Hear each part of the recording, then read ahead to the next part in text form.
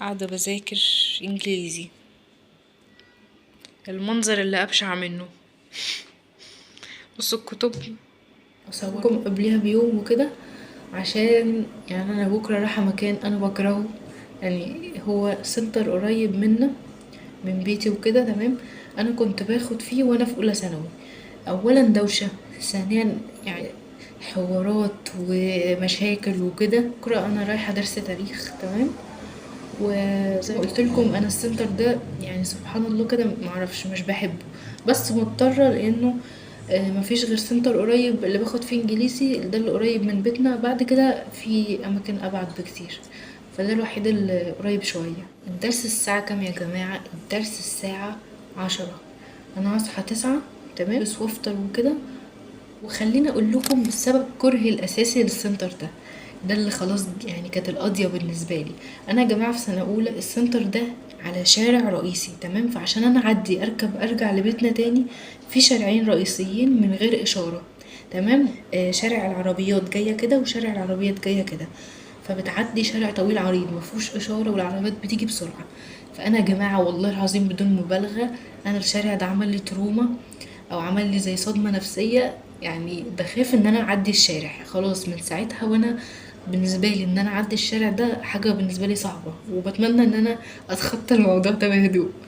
ازاي بقى جت الصدمة؟ انا كنت كل مرة باجي اعدي فيها الشارع بتخيل ان انا هتخبط في عربية وخلاص هموت، يعني مش خبطة عادية ولا هتتكسر فيها ولا حتى بعد الشر هتشل، لا هموت فيها. فاهمين؟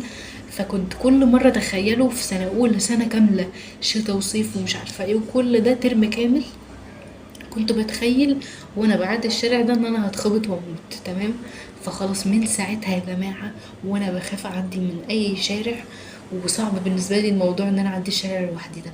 فده السبب الاساسي اللي خلاني خلاص اتقفل من السنتر ده. ثانيا اكتشفت انه في اشارة بس بمشي لها شوية بعد الشارع بتاع السنتر وكده عشان اقدر اعدي، عشان هناك في اشاره فاقدر اعدي. فالحمد لله يعني ساعتها التروما باذن الله بدات تخف يعني يا جماعه الحمد لله.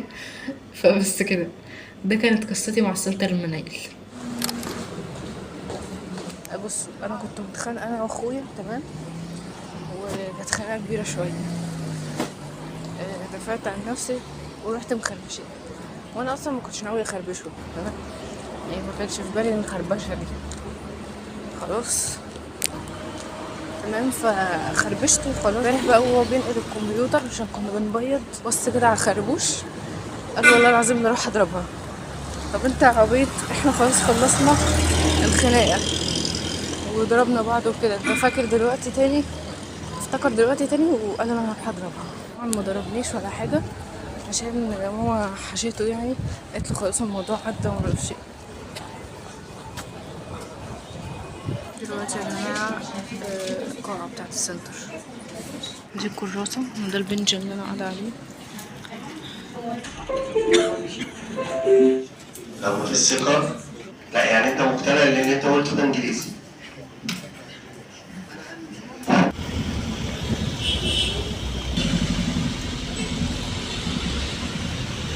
يا جماعة لسه راجعة من الدرس. أنا كنت هنام بس أخويا فضل كل شوية يفتح الأوضة ويدخل يقفل الأوضة ويفتح، فخلاص جنني بقى فما عرفتش هنام. أنا أصلا كنت قلقانة كده راجعة من الدرس مرهقة وتعبانة، فمن كتر الإرهاق صحيت بقى.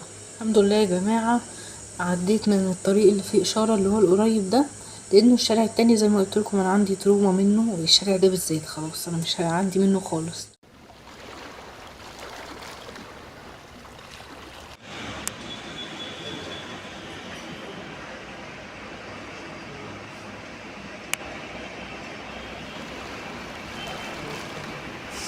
يا جماعة لو نابليون طلع لي في البخت مش هذاكره كده، يعني كل ده ولسه في بقى محمد علي واولاده واحفاده وقرايبه وامه وابوه والقصه دي.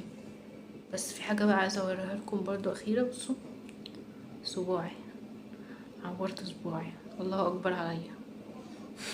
بتاع المذكره محمد علي. تمام. وده نابليون وده السلطان العثماني تقريبا. تمام. دي المذكره بتاعت المستر. ايوه وقفنا عند ثوره القاهره الاولى.